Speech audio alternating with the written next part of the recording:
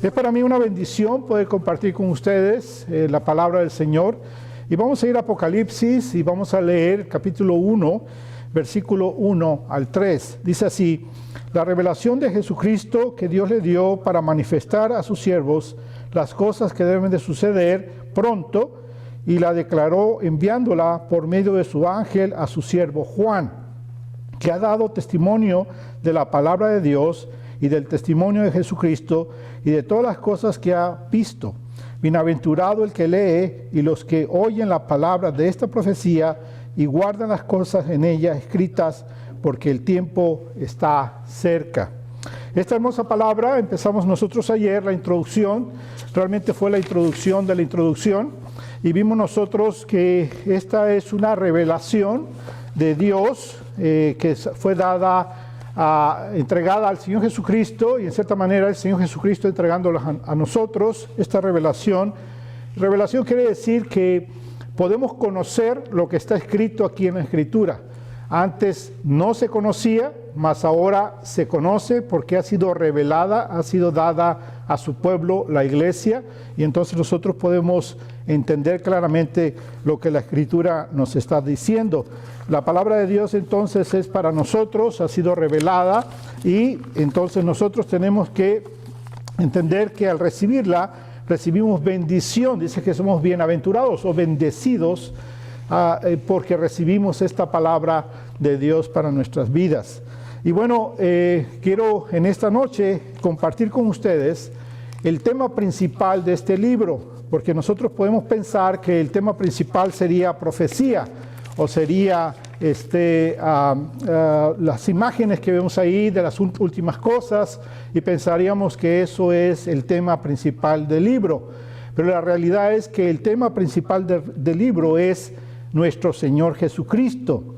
El libro presenta al Señor Jesucristo en su segunda venida en exaltación. Cuando nosotros leemos los evangelios o leemos el Nuevo Testamento, las cartas que encontramos en el Nuevo Testamento, lo que estamos viendo y aprendiendo es de nuestro Señor Jesucristo, quien vino en humildad, vino Dios hecho hombre, humildemente vino, y dice la Escritura que Él puso a un lado su deidad para vivir como hombre. El Señor Jesucristo era completamente hombre, completamente Dios. Sin embargo, Él vivió como hombre para traer gloria a Dios, obedeciendo la palabra del Señor, dando testimonio de cómo un hijo de Dios vive para el Padre, y enseñándonos entonces las cosas del Padre, revelándonos al Padre, porque la Escritura dice que si lo conocemos a Él y recibimos a Él, conocemos al Padre, porque el Padre está en Él y Él en el Padre. Por lo tanto, entonces es a la revelación de nuestro Señor Jesucristo como hombre, que vino y nació en un pesebre, nació como hombre pobre, en una familia pobre. Sin embargo, Él es el dueño del universo, es el heredero de Dios, es Dios mismo, quien es rico en misericordia y rico en toda clase. Sin embargo, Él vino humildemente a vivir como hombre para que nosotros nos podamos identificar con Él, porque Él como hombre sufrió, como hombre Él durmió, se cansó, sudó, lloró, como hombre Él tuvo hambre, como hombre Él experimentó todas las cosas que tú y yo experimentamos en nuestras vidas, inclusive tristeza, inclusive enojo. Sin embargo, el Señor Jesucristo es muy diferente a nosotros, y la razón por la que es diferente a nosotros es porque el Señor Jesucristo no pecó como hombre. Porque aun cuando Él se enojó, su enojo fue un enojo santo, a diferencia del enojo de nosotros. Cuando nosotros nos enojamos es porque nos frustramos, porque algo no sale como nosotros queremos, porque no nos salimos con nuestro capricho, con nuestra voluntad, porque no se hace nuestra voluntad. Entonces, ¿qué sucede? Pues nos molestamos y entonces sentimos este enojo en nosotros que lo único que trae es amargura a nuestras vidas, lo único que trae es realmente maldición a nuestras vidas porque pecamos cuando nos enojamos. Sin embargo, el Señor Jesucristo, cuando Él experimentó el enojo, fue un enojo santo, y la razón por la que Él experimentó un enojo santo es porque solamente se enojó cuando estaban hablando mal de su Padre Celestial. Él limpió el templo de los ladrones que estaban abusando al pueblo, que estaban enseñando mal al pueblo, que estaban ensuciando la casa de su Padre, el templo que estaba en Jerusalén. Y entonces el Señor Jesucristo lo que hizo fue enojarse con un enojo santo a ver la contaminación del pueblo y cómo ellos contaminaban las cosas de su Padre. Por lo tanto, entonces Él voltea las mesas y agarra y hace, dice la Escritura, que hace un látigo de cuerdas y comienza a pegarle a los ladrones que estaban explotando a la gente ahí.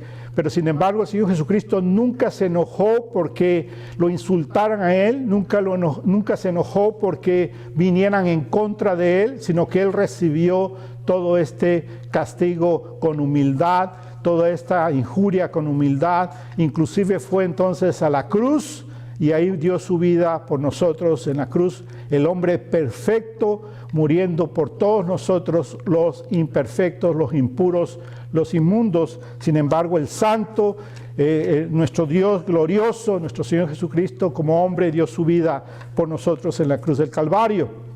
Pero aquí vemos en Apocalipsis ya no al Cristo, al Señor Jesucristo, como el hombre que viene en humildad, sino que ahora vemos al Señor Jesucristo, quien va a venir en poder y gloria en su segunda venida.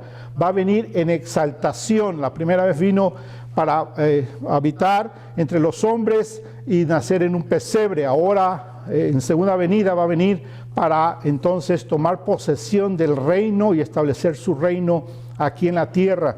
Y entonces nosotros debemos entender entonces la Escritura correctamente.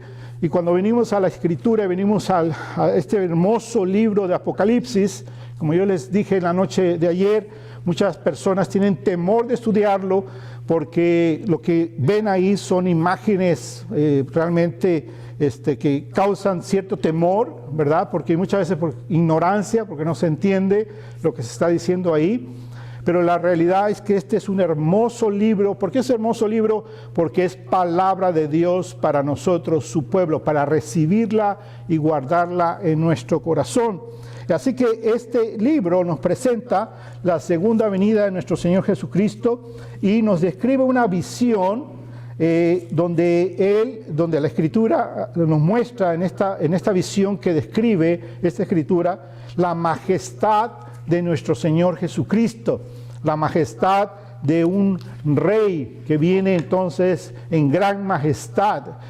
Cuando nosotros vemos cosas que nos gusta, por ejemplo, vestidos, o inclusive cuando vemos las ceremonias de la Casa Real allá en Inglaterra o en Europa, y vemos nosotros la pompa con la que hacen sus ceremonias, nos sorprende y vemos lo hermoso que es cómo ellos se presentan.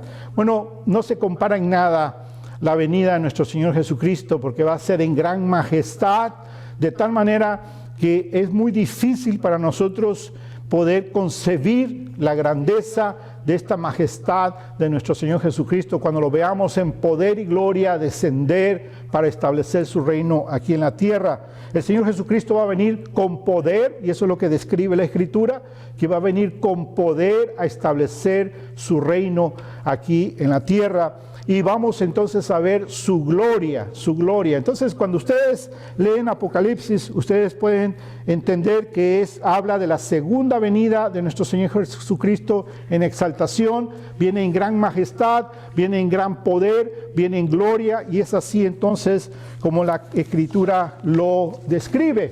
Vemos entonces que es una gran bendición para nosotros poder ver esto en la Escritura del Señor.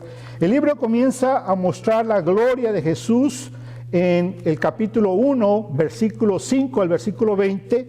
donde se revela su majestad. Y vamos a leer una parte de esos versículos. Dice así en el capítulo 1, 5 al 20, dice: de Jesucristo, el testigo fiel, el primogénito de los muertos, el soberano de los reyes de la tierra, al que nos amó y nos lavó de nuestros pecados con su sangre, y nos hizo reyes y sacerdotes para Dios su Padre.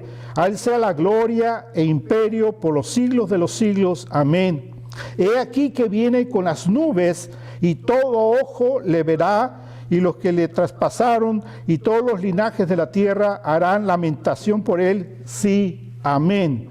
Yo soy el alfa y el omega, dice el Señor Jesús, el principio y el fin, dice el Señor, el que es y que era y que ha de venir, el Todopoderoso. Y entonces vemos nosotros que esta es la descripción de la majestad de nuestro Señor, de la gloria de nuestro Señor. Muestra esta gloria y ustedes pueden leerlo en su casa desde el versículo 5 hasta el versículo 20 de este capítulo 1 de Apocalipsis, y entonces pueden ver cómo muestra la gloria de Jesús, la majestad, revelando su majestad, nuestro Señor, nuestro gran Rey, nuestro Señor Jesucristo. En el capítulo 2 y capítulo 3, entonces nos muestra que Jesús es el Señor de la iglesia, y vemos nosotros en el capítulo 2, capítulo 3, que el libro de Apocalipsis describe al Señor Jesucristo como el Señor de la iglesia. Y después, en el capítulo 4 al capítulo 22, está entonces revelando su segunda venida y nos habla de cómo va a ser esta segunda venida. Nos describe la venida del Señor Jesucristo que estamos esperando y nos describe su reino milenial, cómo Él va a establecer el reino, porque la Escritura claramente nos enseña que va a haber 1000 años de reinado de nuestro Señor Jesucristo aquí en la tierra, donde va a cumplir todas las promesas que fueron dadas al pueblo de Israel, porque el pueblo de Israel va a ser restaurado, todos se van a convertir a nuestro Señor Jesucristo, van a recibir el Evangelio predicado por 144,000 judíos, varones, vírgenes, dice la Escritura, que se guardan para el Señor, y durante ese tiempo de la gran tribulación, entonces ellos van a predicar el Evangelio de nuestro Señor Jesucristo, principalmente a su nación, a la nación de Israel, y en segundo lugar a todos los pueblos. Y dice la Escritura que va a haber un gran avivamiento en ese tiempo, porque va a haber gran salvación de gente que, a pesar que está en la tribulación y va a sufrir persecución, van a entregar sus vidas a Cristo y van a seguir al Señor Jesucristo. Entonces ese reino va a ser establecido una vez que pase la gran tribulación, va a ser establecido, y entonces en esta tierra todo va a ser perfecto para la gloria de Dios. No va a haber más violencia, no va a haber más llanto, no va a haber más dolor, todo va a ser de gran bendición. Y dice la Escritura que su iglesia, sus hijos, los hijos de Dios, lavados, redimidos por la sangre, vamos a reinar junto con nuestro Señor Jesucristo. Y eso va a ser durante 1000 años, y esta Escritura de Apocalipsis lo describe de esa manera. Y entonces nos habla del reino, de cómo va a ser este reino de nuestro gran Rey, nuestro Señor Jesucristo.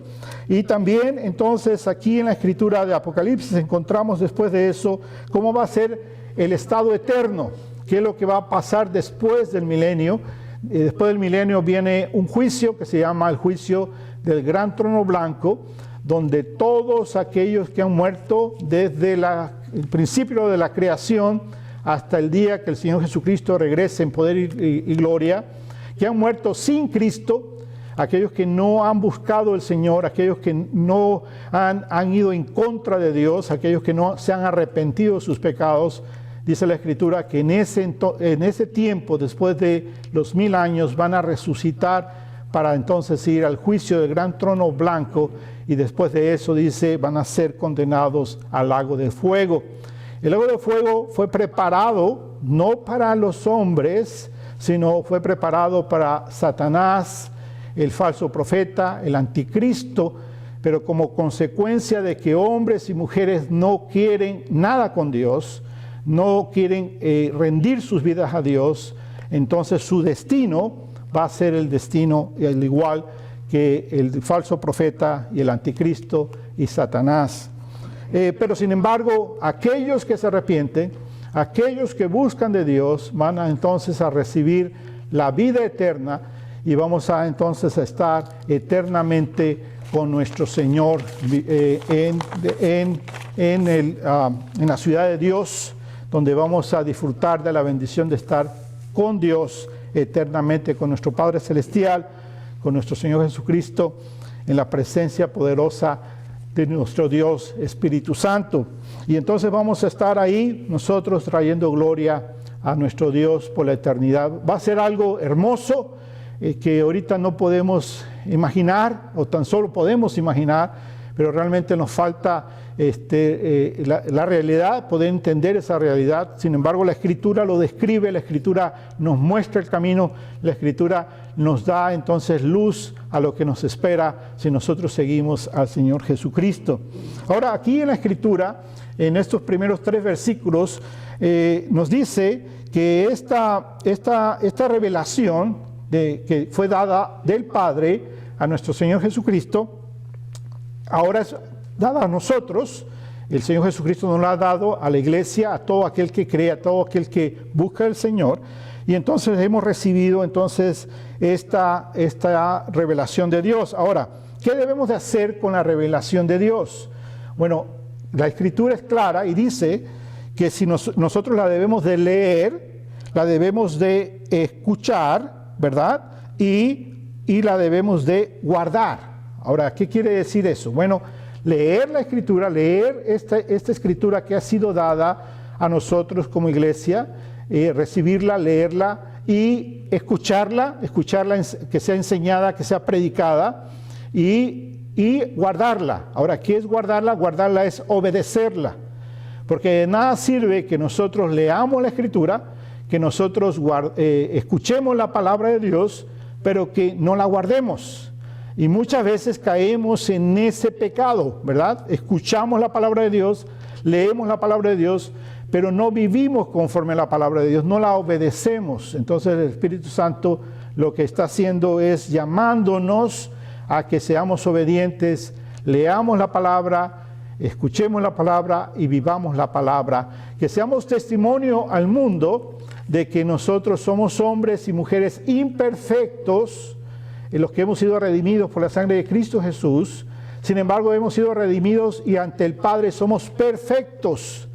Pero cuando la gente en el mundo nos mira con nuestras imperfecciones que han sido cubiertas con la sangre de Cristo Jesús ante el Padre que nos mira perfecto.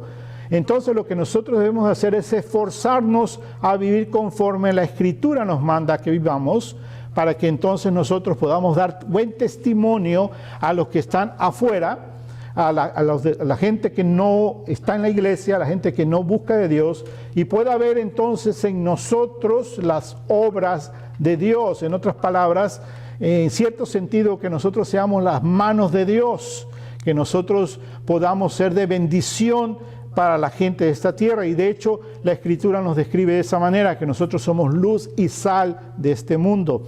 Ahora, en este tiempo de coronavirus, nosotros debemos de ser conscientes de que este es un tiempo de ayudar a la gente. Por ejemplo, aquí en los Estados Unidos, y no sé si en otros países ha sucedido lo mismo, pero en las tiendas la gente se fue a comprar los productos de la tienda de una manera de pánico, y entonces se terminó el agua embotellada y se terminó el papel sanitario y todo lo que tiene que ver con limpieza para hacer el aseo en las casas.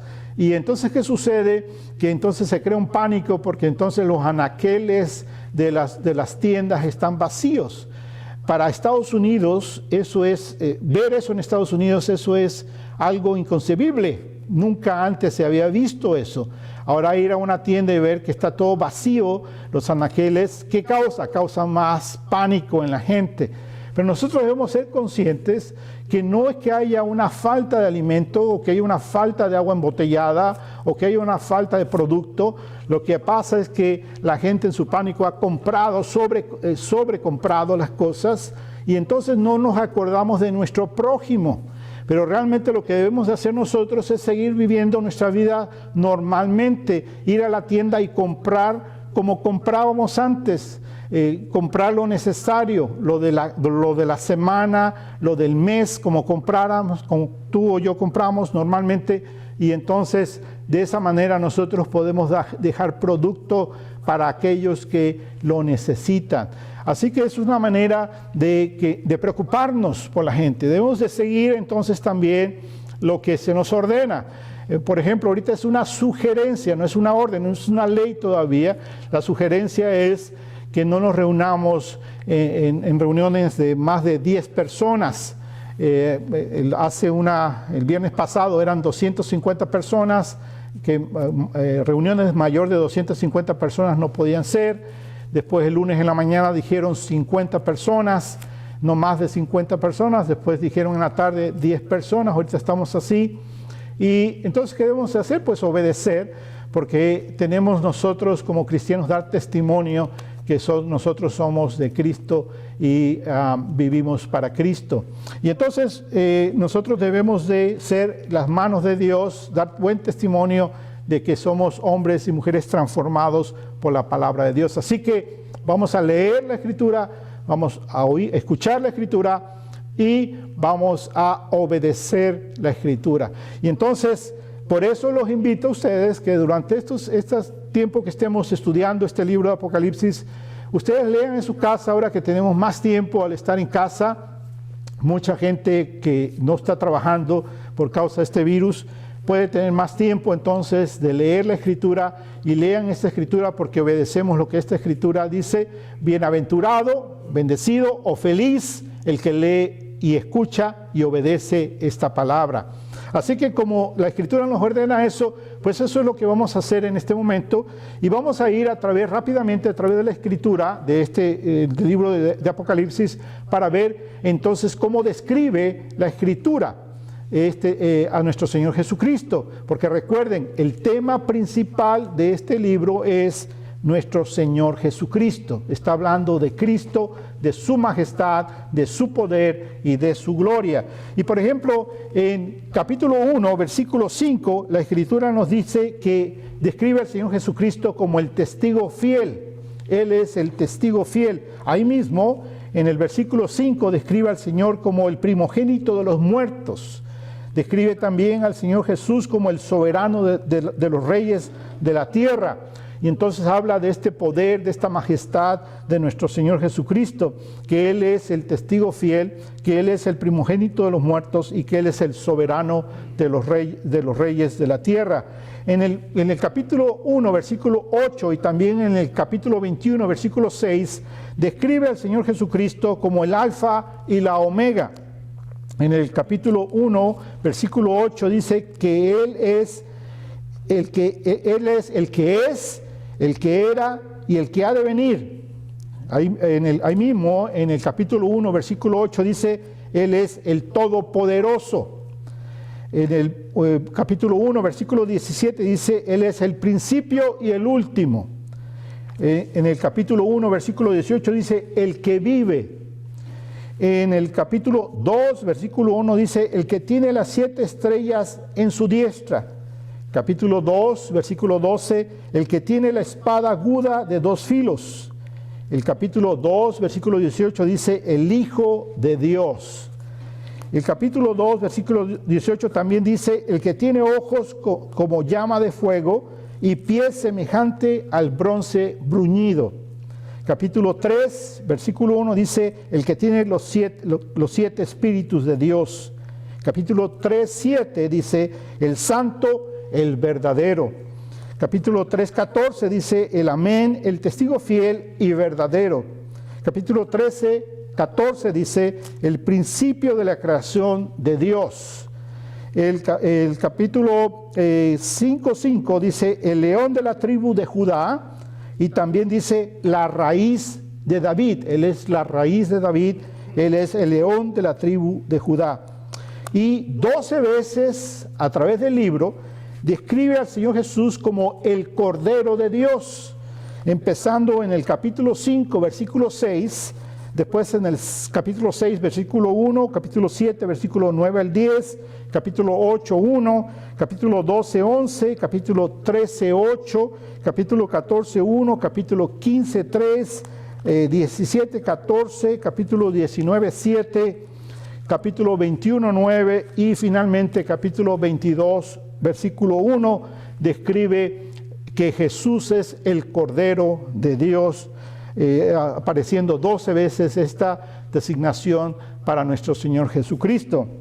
Y en el capítulo 6, versículo 10, dice que el Señor Jesús es el santo y verdadero. En el capítulo 19, versículo 11, dice que el Señor Jesús es el que se llama fiel y verdadero. Y en el capítulo 19, 13 dice que Él es el Verbo de Dios. Y por último, en el capítulo 19 al 16 dice, Él es el Rey de Reyes y Señor de Señores. Ahora también en el capítulo 20, versículo 6, describe que Cristo es el Mesías. Nuestro Señor Jesús es el Mesías.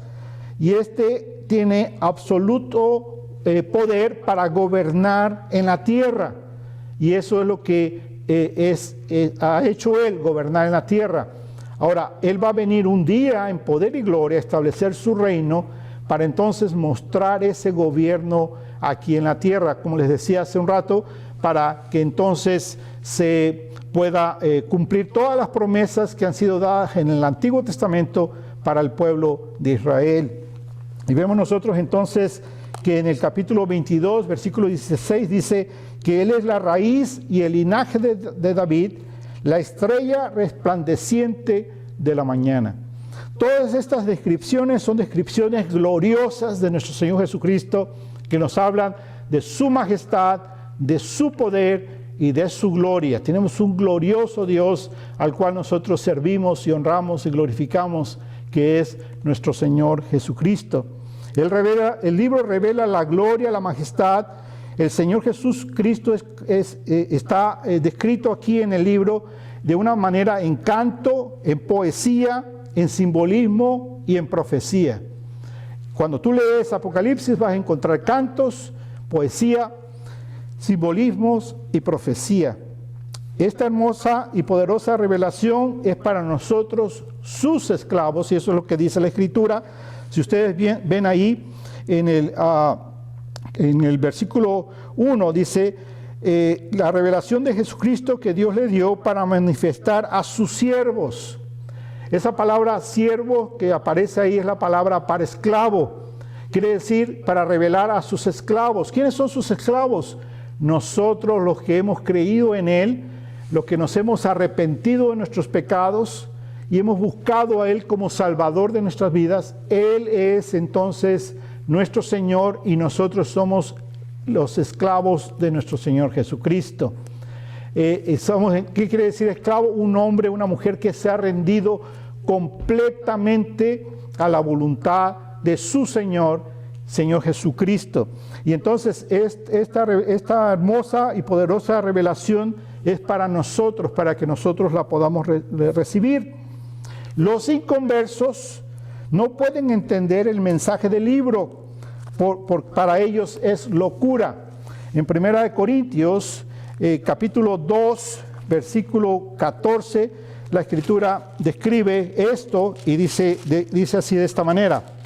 Dice, pero el hombre natural no percibe las cosas que son del Espíritu de Dios, porque para él son locura y no las puede entender, porque se han de discernir espiritualmente.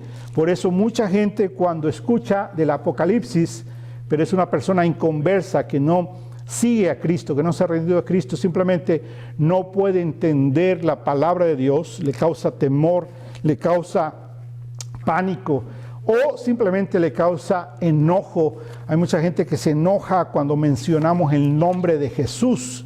Hay mucha gente que se enoja cuando mencionamos la Biblia como la palabra de Dios. Y la razón es simplemente porque son gente que no tiene a Dios y no puede ver. Dice la Escritura, que está cegado por el enemigo, por Satanás, el dueño de este mundo en este momento, en este sistema en el que vivimos. Y entonces los ciega y no se pueden dar cuenta de la verdad. Pero es por eso que debemos de predicar el Evangelio, para que la gente se convierta a Cristo, para que el Espíritu Santo les dé vida y puedan entregar sus vidas a Cristo Jesús, convirtiéndose a Él. El libro fue entonces dado por el Padre al Hijo para revelarlo a sus siervos que le sirven a Él. Miren ustedes lo que dice Mateo.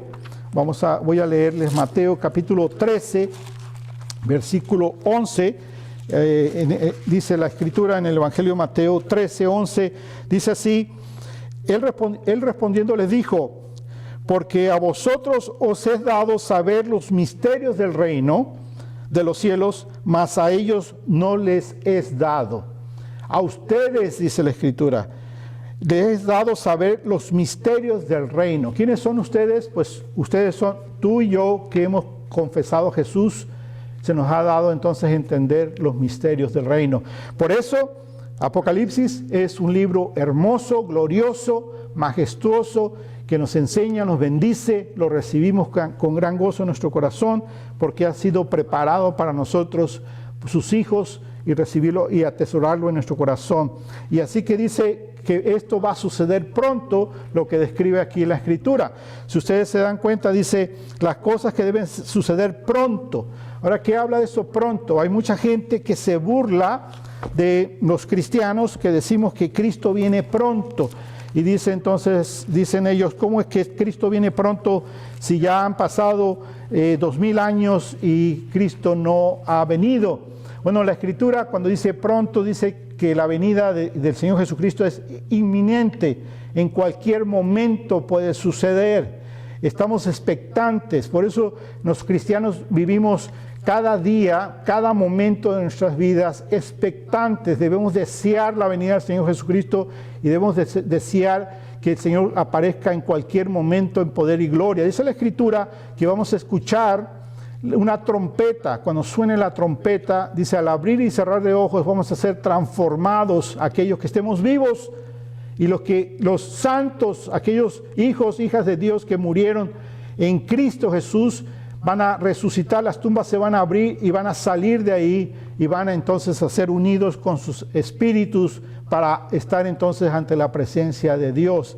Pero entonces esto es inminente, en cualquier momento puede suceder. Tú y yo debemos de pensar que Cristo puede venir en este momento que estamos estudiando su palabra, como puede venir en esta noche cuando estamos durmiendo, o mañana cuando nos levantamos a hacer nuestros quehaceres, nuestro trabajo.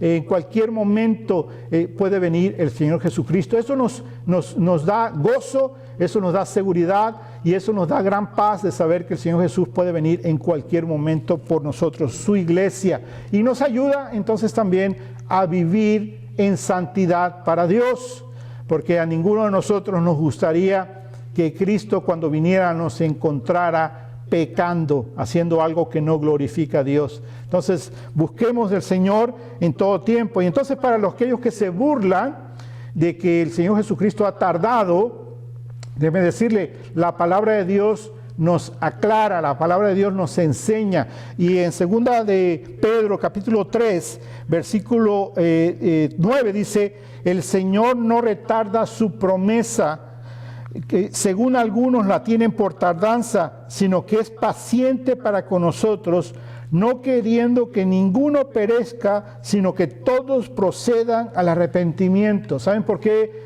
Porque Dios es un Dios bueno, Dios es un Dios benévolo, Dios es un Dios que no quiere el mal para nadie, no desea el mal a nadie. Dios no desea que la gente se enferme de coronavirus, Dios no desea que los niños sufran, Dios no desea que haya maldad en este mundo y haya accidentes y haya peligros y haya gente que se lastima y gente que muere. Dios no desea eso. Dios desea lo mejor para todo ser humano y desea algo que es lo mejor de todo, es la salvación de ellos.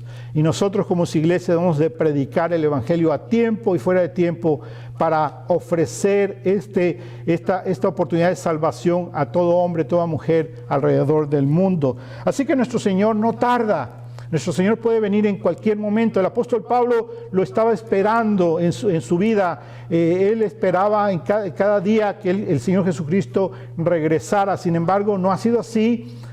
Han pasado ya 2000 años, pero el Señor Jesucristo sigue la misma promesa. Él viene pronto, viene en cualquier momento, puede llegar y nosotros debemos estar listos para eso. Así que, hermanos, nosotros al recibir esta palabra del Apocalipsis, la recibimos para bendición de nuestras vidas, no para temor, no para condenación, no para asustarnos, no para ser alarmistas, no para asustar a la gente. Ese no es el propósito. El propósito es para ser de bendición para aquellos que la leen, aquellos que la escuchan y aquellos que obedecen su palabra. Y entonces nosotros somos bendecidos que la leemos, la escuchamos y obedecemos esta palabra de la profecía. Ahora, fíjense ustedes bien, rápidamente ya vamos a terminar en unos momentos. Fíjense ustedes lo que dice en el capítulo 1, versículo 3. Dice, bienaventurado el que lee, ¿verdad? Y eso quiere decir bienaventurado, puede ser traducido como feliz o felices o bendecidos. El que lee, los que oyen la palabra de esta profecía y guardan, o en otras palabras, obedecen su palabra. Y en el capítulo 14 de Apocalipsis, dice, capítulo 14, versículo 13, la Escritura dice, también bienaventurado de aquí en adelante los muertos que mueren en el Señor. Entonces, nosotros, ¿por qué no tememos a la muerte? Porque si morimos, somos felices. ¿Por qué somos felices si morimos? Somos felices porque vamos a ir a la presencia del Señor. Bienaventurados, dice la Escritura, de aquí en adelante los muertos que mueren en el Señor. Por eso nosotros no le tememos al coronavirus. Lo que hacemos nosotros es respetar lo que se ordena, lavarnos las manos, limpiar, estar bien aseado todas las cosas, guardar distancia, apartarnos en estos momentos. ¿Para qué? Para el beneficio de nuestros semejantes, de aquellos que son débiles físicamente, que se pueden enfermar. Está pegando más que nada a los ancianos o a las personas ya de cierta edad, y entonces tenemos que protegerlos a ellos, tenemos que ser de bendición para ellos, pero nosotros no tememos al coronavirus, ni tememos a nada, ni a nadie. ¿Por qué? Porque estamos en la mano de Dios. Sabemos que el día que Dios nos llame, vamos a ir gozosos a la presencia de nuestro Señor.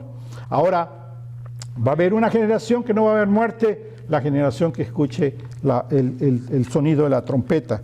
En el capítulo 16, versículo 15, la Escritura dice así, bienaventurado el que vela y guarda sus ropas para que no ande desnudo y vean su vergüenza. En el capítulo 19, versículo 9, la Escritura nos dice así, bienaventurados los que son llamados a la cena de las bodas del Cordero. Y esos somos nosotros, los redimidos, que vamos a estar entonces ante la presencia de nuestro Señor Jesús.